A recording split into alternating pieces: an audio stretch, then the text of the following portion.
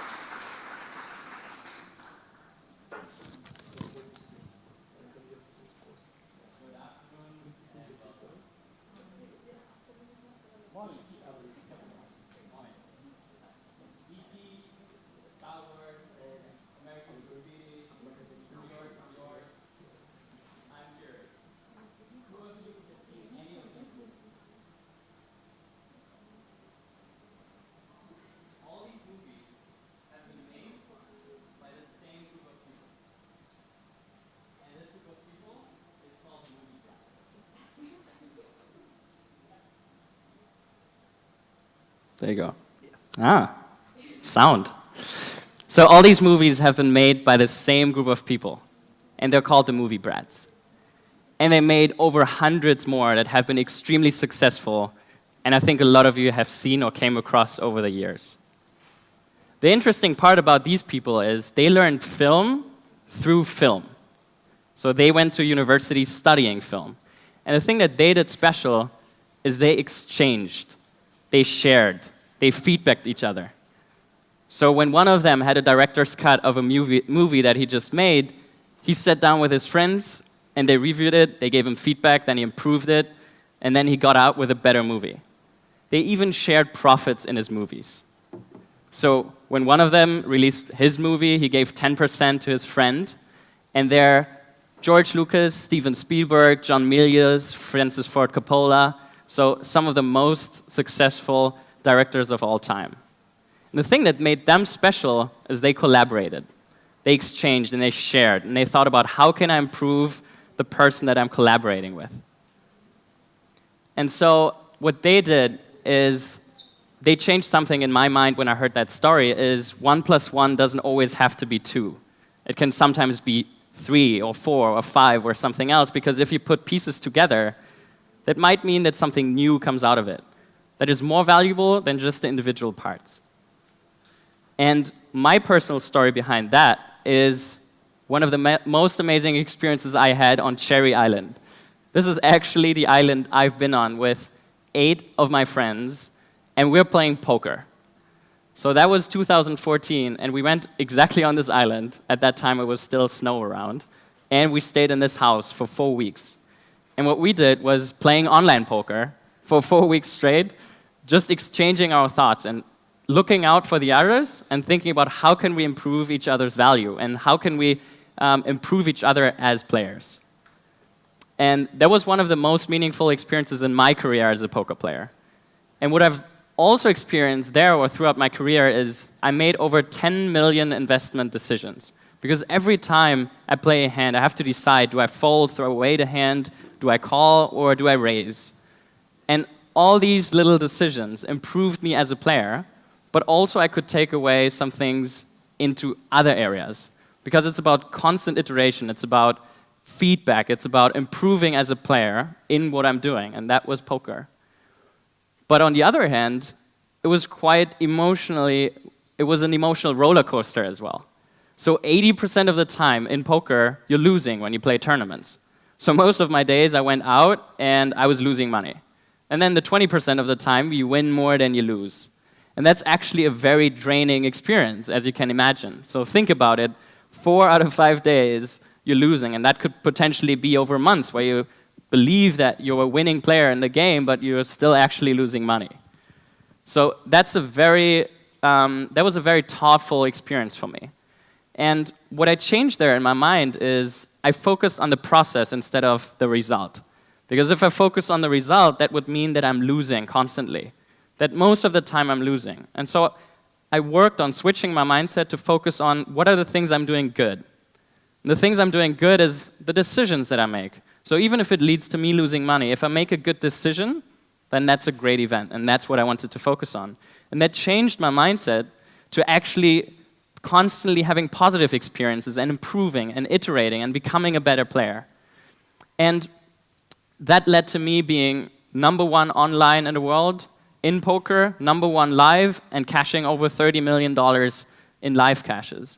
And that was my, that's these 20% that I really take away as great memories, is these amazing experiences of that being successful after time. So investing all these little moments and then having also these moments of success, but it was more about the process. So I was really thinking about, did I make great decisions? Did it feel great in terms of the way I came there? Not necessarily the result of winning money, but rather feeling good about what I've accomplished and the time I invested. And the thing that really made a difference here is the people around me. Without these people around me, I would never have been able to make it that far. They really changed the game for me because I had people that I could share this emotional roller coaster with, but also people that helped me improve, that gave me feedback, that had totally different perspectives and ideas. And through that, without that, I wouldn't have been able to make it to the #1. And that really is the thing that I've always went back to, that I've always had to think about, is when I went out of poker or stopped playing less in 2016, was how can I take that feeling, how can I take this thought and bring it into other areas? Because I think you can apply it to other areas. If you collaborate with people, if you work together, if you share your ideas, if you feedback each other, have any one of you ever had that experience that if you work together with people, you just get a better result? And it's not always that bright, though. Throughout that career, and that's something I definitely want to highlight, it just hasn't been just starting to play and then I went on to win money and that's the story. When I started playing, the first 2.5 years, I didn't make money. I was living alone in my student flat, eating pasta every day. And that was really an experience that was very, very important for me to make as well, because I realized how long it takes and how much energy I have to invest. But the only thing that kept me going was the passion for the game. Everyone around me told me to go study instead, so you guys apparently made the right decision. But I just felt like that's not necessarily the way I want to go about it. It's not what felt natural to me. And I'm very happy today that I've followed what felt natural to me, is going into this environment and trying to solve problems and make all these little investment decisions that then led to where I am today. So on that path, I really want to highlight that even when it looked on the outside like I've been extremely successful, I've also had times where it was very tough for me. Like over a month where losing money constantly really had a drain on my energy and my emotional stability, where I doubted myself over weeks and months, and I was about to quit for multiple times, and I wasn't sure why I continued doing this. And I'm glad that I went through it. And I think really the only fuel was the people around me and the feeling that what I'm doing is the thing that is meaningful to me.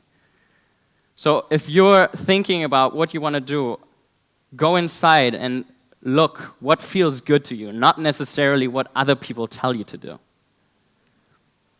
And so really the thing that took me out of these thoughts is, after 2 years of playing poker, one of the best decisions I made is to go on a world trip. And that's one of the experiences that really changed my perspective, is because I saw other lives and I saw other mindsets and other ideas, and it really opened my mindset to, I can build my own world if I want to. And that's Trolltunga in Norway, one of the best experiences I ever had. We hiked over 8 hours up there, and the view is really that beautiful. So that's really been an amazing journey, and it helped me get balance to all these, just these experiences I had in poker. So that was really valuable for me to also spread that across different types of experiences and get a different perspective on what I'm doing on a daily basis. So the difference really over my career, and now what I've experienced as well, going more into entrepreneurship, building companies, and investing in companies, was the people. And that's really what I want to highlight is, without these people, I would not stand here today. Without these people, I wouldn't have been able to be that successful, and I wouldn't have been able to speak here today. Because these people really changed my life. They picked me up when I was feeling down. They gave me feedback in situations where it totally changed my professional perspective and lifted me onto new heights to be able to reach what I reached. And so, imagine a place where you're surrounded by people like that. Where you're surrounded by people who share your values and who want to collaborate, who are passionate, who are ambitious, who want to reach something, who have all their individual passion and their individual history, but they want to work together because they understand or they feel that working together is better than working isolated and staying in your silo or thinking egoistically. And so I want to create that space because I've learned and I've seen how you can translate that collaborative part, whether it is poker, to any other area. You can collaborate in any type of area, and you can collaborate cross-sections, interdisciplinary. And I want to create a space with a focus on people, not on desks like any ordinary co-working space or other areas. It's also nice, and it can be great environments, but I think the thing that doesn't get enough focus is the people that sit in there. So it's mostly decided by who pays what amount of money, but it's not decided about what drives you, what's your passion, where do you want to go with your life. And so we're going to create a space here in Vienna, a platform where we want to invite you, if you're passionate, if you're ambitious, if you want to move something, if you want to shape the world, then that's the place you got to be. We want to create unique experiences for you where, as it opened my perspective and my mind, it's going to maybe potentially and hopefully also change yours and widen yours. And you get a feeling for things that you maybe haven't experienced before. That maybe changes your perspective, your value system, and you start thinking maybe more in the direction of how can I accomplish the things that I'm dreaming about and that I'm passionate about for your personal experience. And so what we want to create is your personal Cherry Island.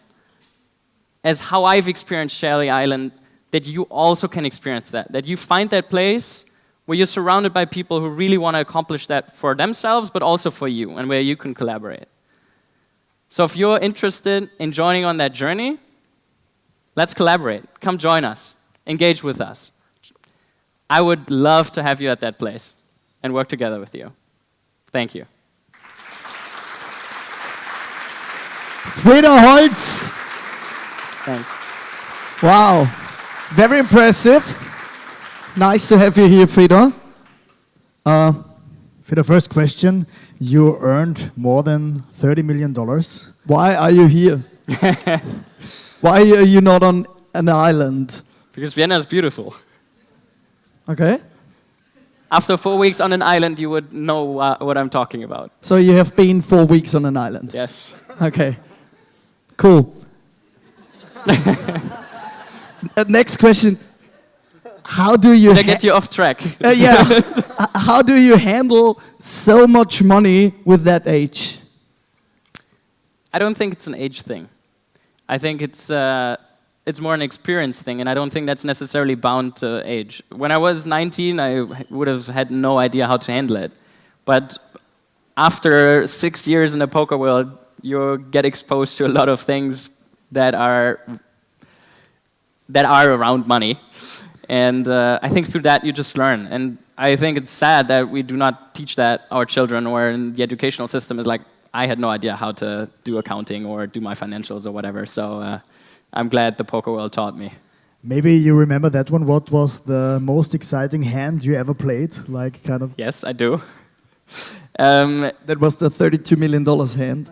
No, it's more in chunks. Okay. So no, actually, the most exciting hand I ever played was just recently, actually, in a $1 million tournament. It's the biggest tournament I ever played.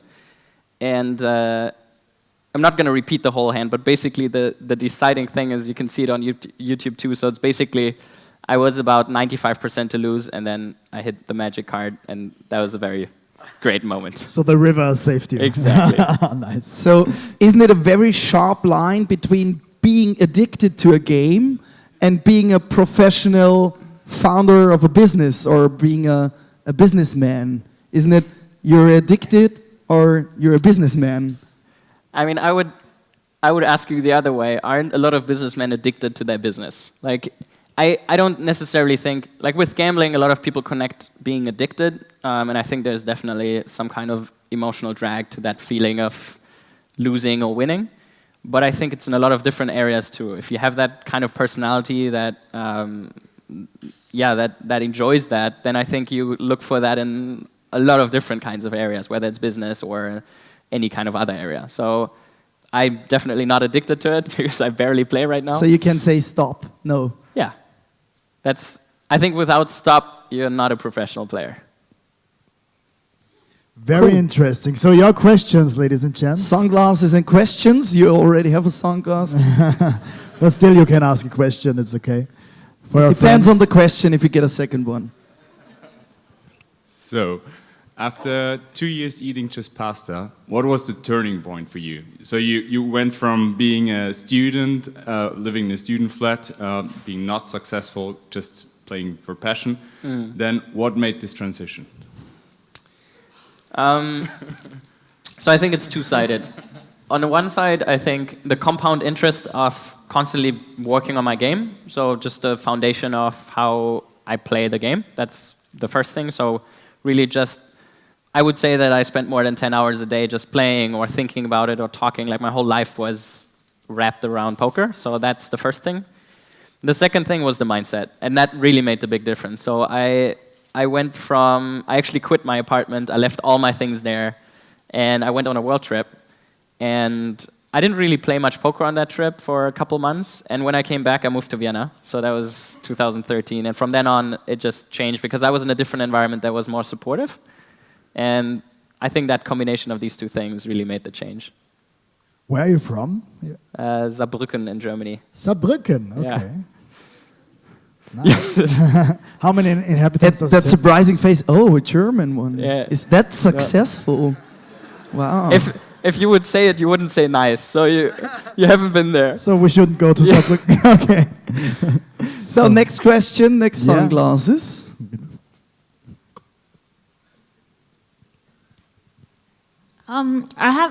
Thank you.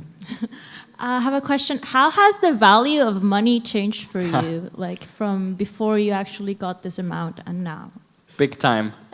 Big time. I would say when I played, I'm a very driven personality, and I don't say that in a only positive way, but I think it's very two-sided. So driven in terms of I always want more in some sense, but also driven in terms of I'm passionate about things. So there's a certain balance in between there. And when I played poker and when I moved up in the ranks and continuously got better, I didn't really stop to think about what does that mean and what are my values and where exactly do I want to go.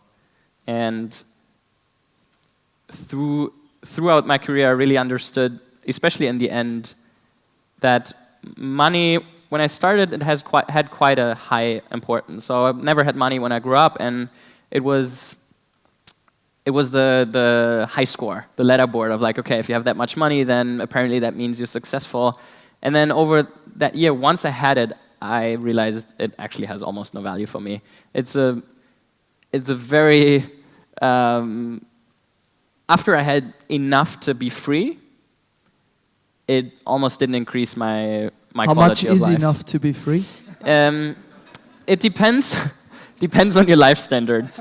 But for me, really, How much was it for you? For me, really, back then, I would say somewhere in the couple of 10,000, maybe 100, 150,000. That was for me like, okay, for the next year, I can travel wherever I want. I don't have to think about what I eat. I can pay my rent. Like, that was really a switch where I didn't have to think actively about it. There was a difference. Like before, it was okay. Like, what do I spend it now on? If I want something, and I don't want a lot of things. But if you have to think about what kind of food you eat on a daily basis, like that was really something that took a lot of energy from me. So not having to focus that energy on these kind of decisions really freed me up for a lot of other things. And I would really say that money is significantly overvalued and doesn't work linearly. So if you have €1 million, it's really not linearly making your life better, at least not for me. Do you still eat pasta? I still love pasta. Very good. So the next question from the audience behind there.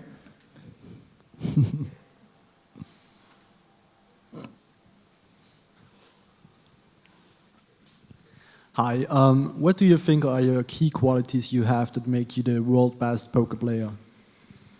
I would say it's quite general, but simplified, I think my specific quality is differentiating the relevant from the irrelevant things. And so that really, in all these areas, like especially when I talk to a lot of people and when there's a lot of input and there's a lot of content you can learn, and it's basically millions of possibilities and opportunities, and then deciding which way, which path, which idea is the one to pursue. I think that's the thing I'm very good at. So when I talk to someone, I think I can filter quite well like what the things are that are valuable and help me, but also diving into different topics. So I would say that's the thing that personally made me very successful, but other people went about it in a different way. So I think you can find your individual way to be successful at it. You told that you have been very successful also in online poker, but I guess I think it must be quite different to play, isn't it? The thing that is the same is the game theory. So in every hand you play, the strategy is basically the basis compound, which makes up a big part of the game. So that's what I learned online is how does a game work? Like there's billions of possibilities. And so understand, like playing a lot of hands, I played 99% of the hands online just because you can play so many more hands and tables. That's where I learned the game. And then live is, imagine like an extra layer of information. So you see the person, you can see where he looks, what his pulse is, like how he dresses, how he moves, how he stacks his chip, like all information that then change that base strategy. So now if I play against you, I would start with my base strategy, but I would pick up a lot of information that would make me then play accordingly. Can you show us your best poker face? Oh, so did you get a lot of new friends since you win the $32 million? Do you want to be my friend? Yes, I want to. So is there a special amount of money you save somewhere behind your bed and you say, I would never invest that? Or do you say, I can invest all the $32 million or euros because I know the money will come back? Or do you say, no, I will be on the safe side, I have something under my blanket? Do you want to know where I stay? Yes, in the bedroom. That's so obvious. So the thing that I'm not touching is I bought a house for my family. It's in Germany, so I wouldn't touch that. But besides, but not in Saarbrücken. Or? No, in Cologne actually. Yeah. I right now invest all my money into things where I see money as a way to vote, like kind of your vote in how you want the future to look, what things you want to support, like whether it's what you buy or whether you invested in a company. If that company is successful, that's some tiny part of how our future will look. And so I want to invest my money in things where I feel like that's the way I want our future to look like. Can you maybe name some of the companies you already invested? Or give examples what they do? It's interesting because that really changed over time. So I would say through investing, I really learned a lot about what is important to me. Because I realized there were certain investments I made that were quite financially profitable, but I wasn't really connected to it.